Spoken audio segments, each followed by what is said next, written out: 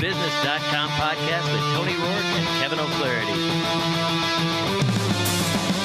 SeizurBusiness.com, making you money. Share it on Facebook, share it on LinkedIn, Twitter. Our blogs, YouTube videos, listen to our podcast, getting so hot that it's burning up the stereo. Welcome to the SeizurBusiness.com podcast. My name is Kevin O'Flaherty from O'Flaherty Law, your host. Today I'm joined by the Main Street Senior Resources Group. And this is a really interesting thing. Our topic's going to be power groups. It's going to be a different sort of podcast. We've got 5 people other than myself in on this podcast, and I'm going to let them introduce themselves and what the Main Street Senior Resources Group is all about. And we're going to talk about how we've been using this group to leverage our relationships with each other in order to better service our clients. So, Mary, why don't you start by introducing yourself? Sure. I'm Mary Jensen. I'm a dental hygienist, and I'm with an organization, a company called HighLife.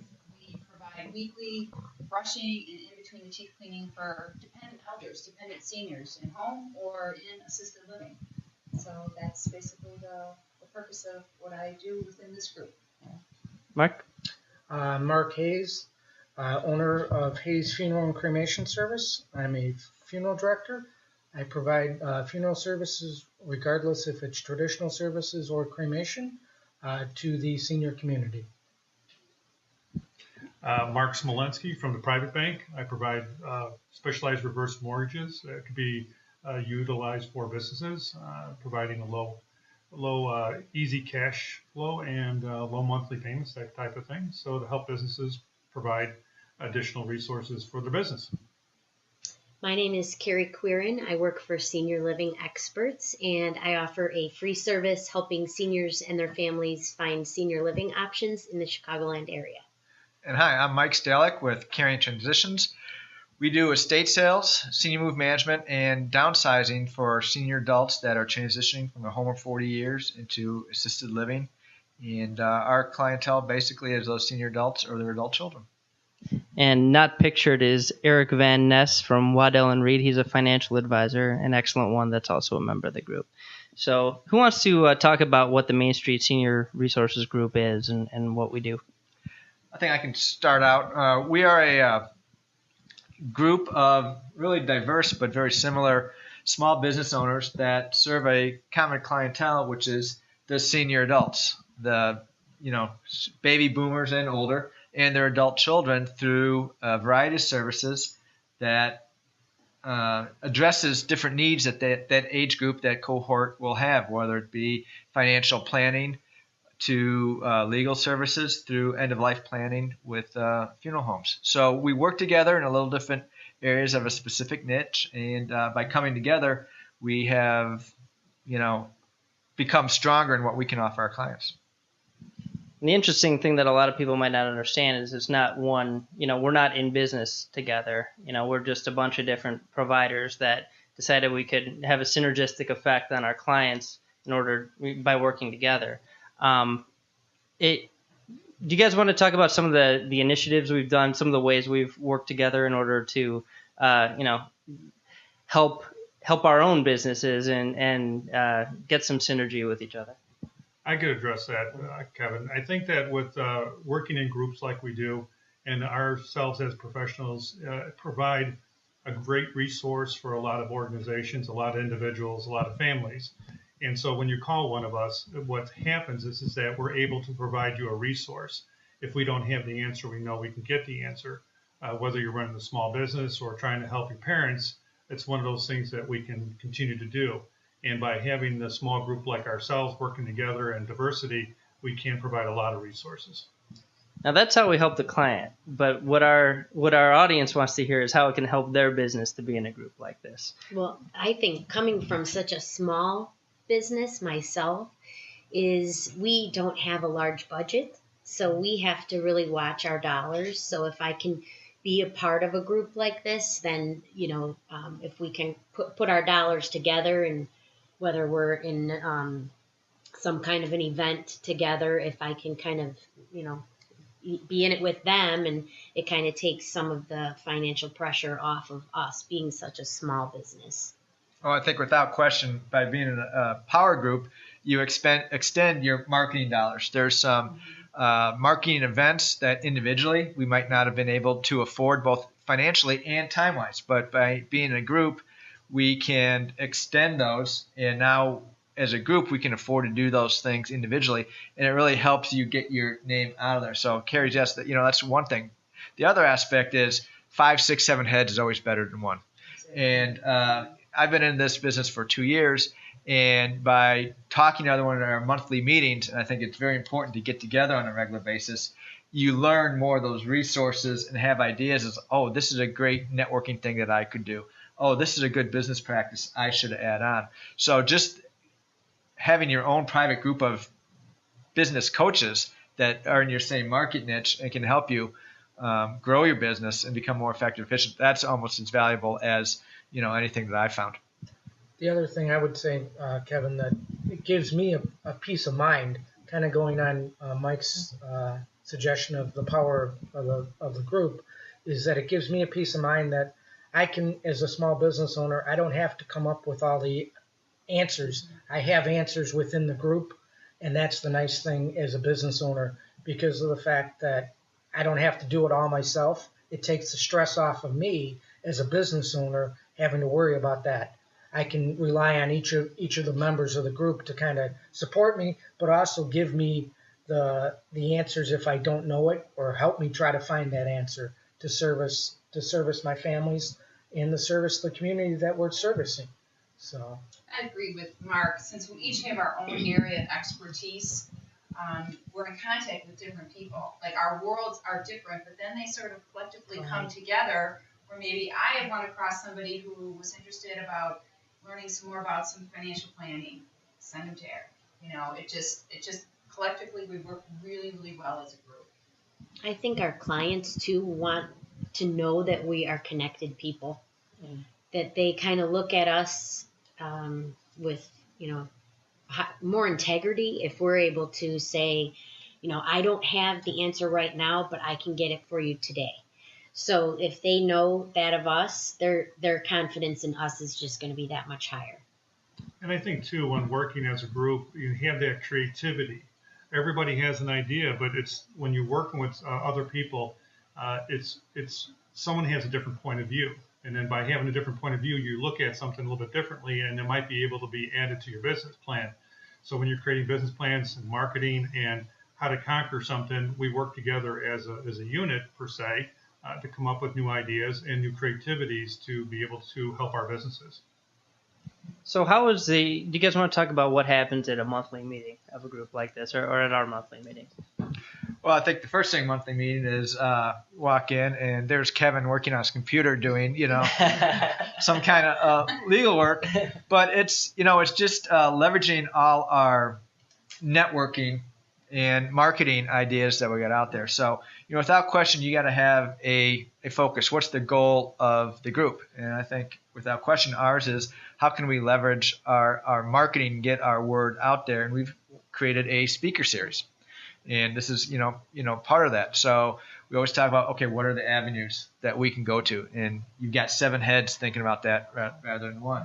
And then from that, it's like, okay, what do we need to do? And who has the resources, the expertise to do that? And then we just build from that. So I think without question, if you're going to have a power group in your monthly meetings, there's got to be a focus and a purpose, and not just together and chat. And ours is to create the speaker series and get out there and spread the word of what we can do and the resource and how we can help people. And all our meetings, channel that thought from start to finish. And that's where it's, effective and more powerful for each of us.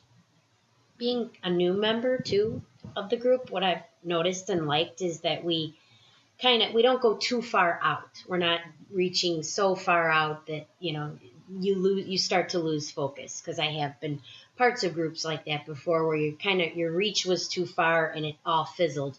So it seems like we reach maybe a month or 2 out from where we're at right now and get these few things done, and then reach out that much further versus, too far, and then you kind of lose focus. So that's what I've noticed. I think we do a good job of having different people volunteer to take on different tasks. It's not one person doing everything, and every meeting someone leaves usually everyone leaves with a couple things that they're going to accomplish. We send an email out recapping what we talked about, and then the next meeting we say, hey, what do we accomplish? Just like any other board.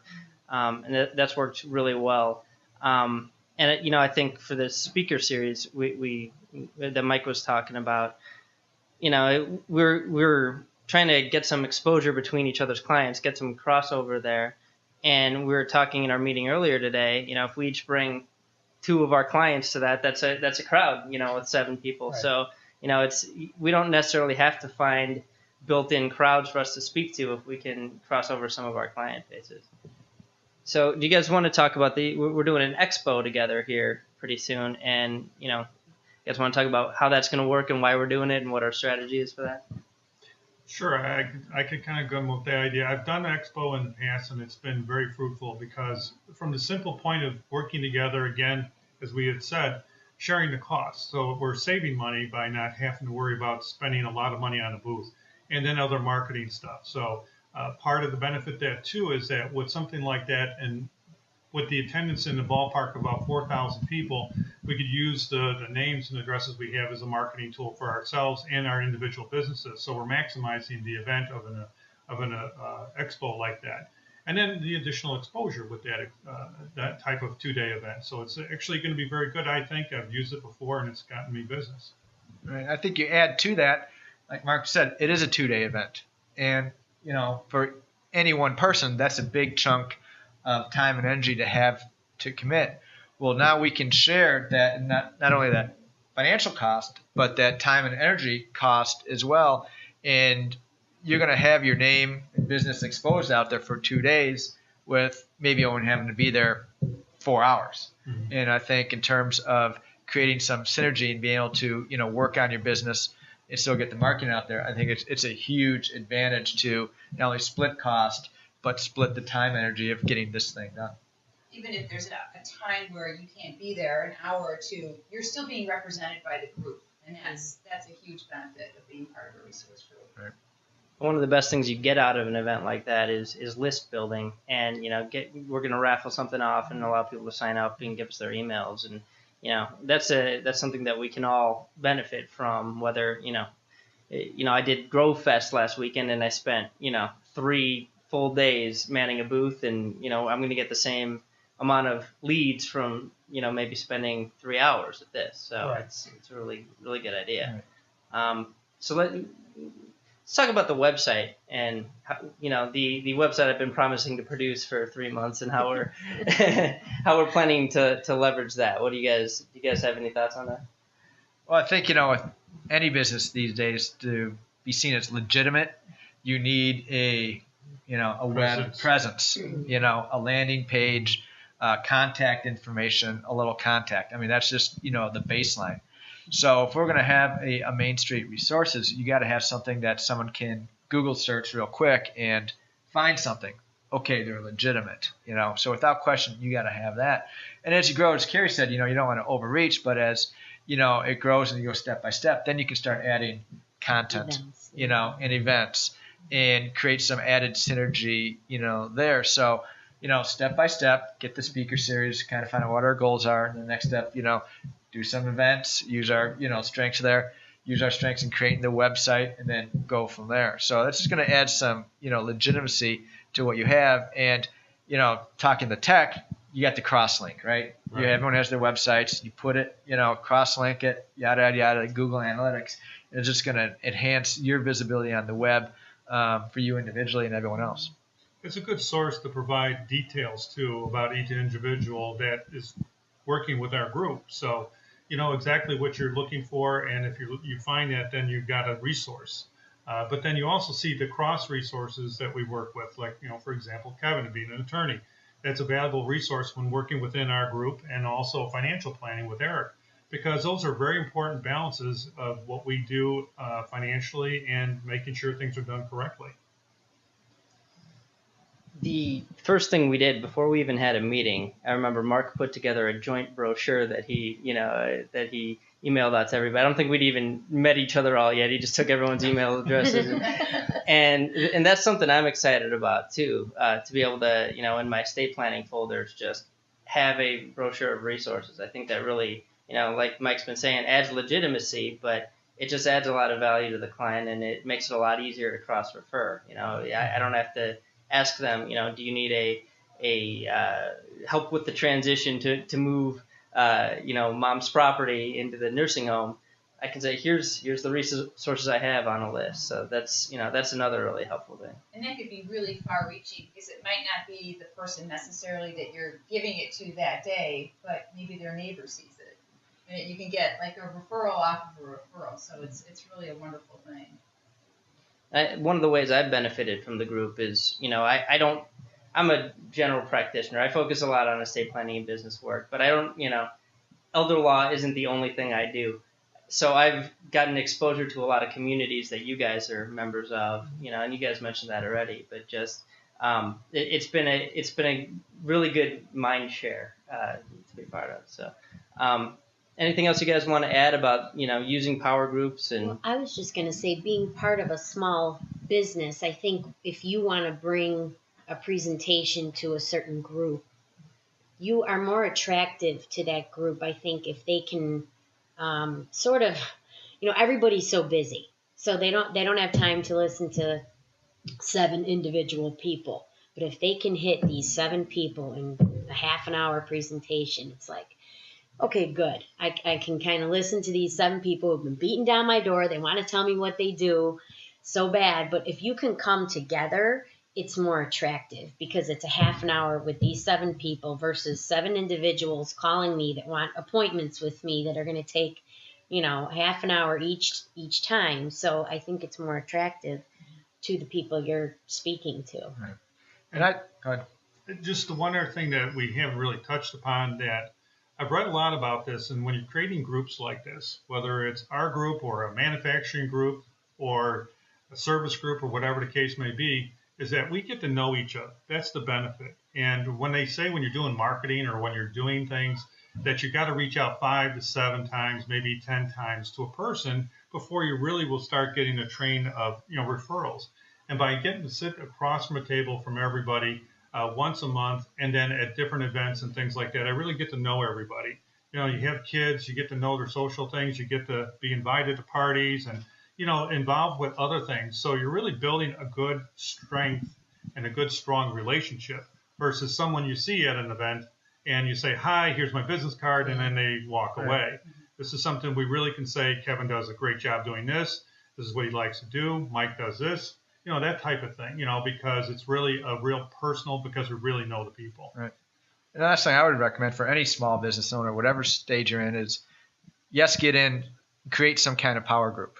If you can be the leader, more power to you, but be very pragmatic and think very hard about the group of people you're going to surround yourself with. So you make sure, like, Mark just said, is you get to know people that are going to benefit you and your business, right? Because that's why you're in this. I mean, you want to help, your business grow. So you got to think about what are those other service areas that are going to have the same clientele, the same values, and same type of business practices that I might have that I want to associate with. You don't want to be in a power group just to be in a power group. Okay, there's got to be some thought behind on who, what, and why. If you can answer those concretely, then it's going to be a great business tool for you to help grow your own business. Well, and on that subject, there's a couple nice things about this group that make it work really well.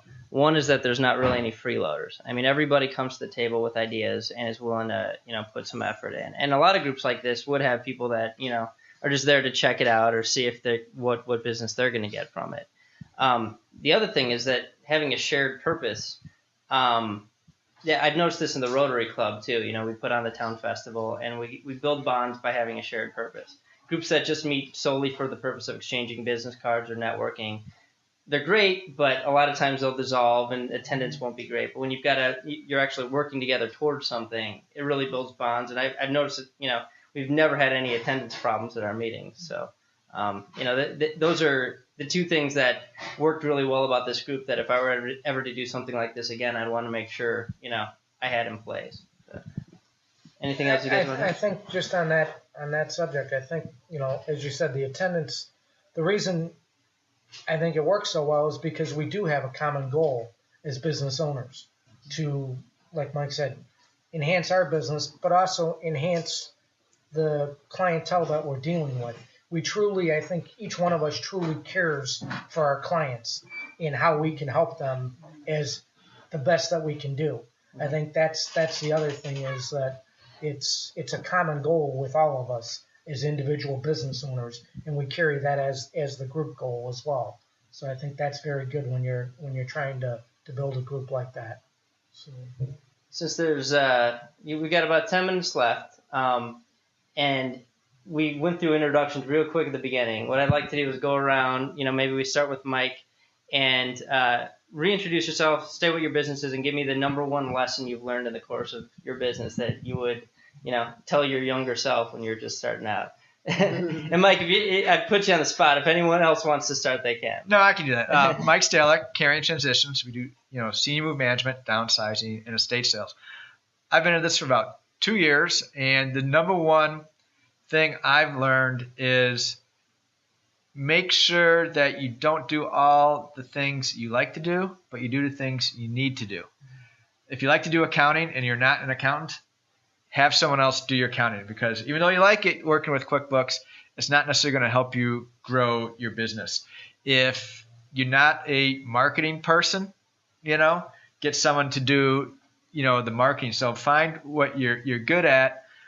Make sure you're doing the things to help your business grow, and not just do the things, that little busy work on the back end that you think you need to do.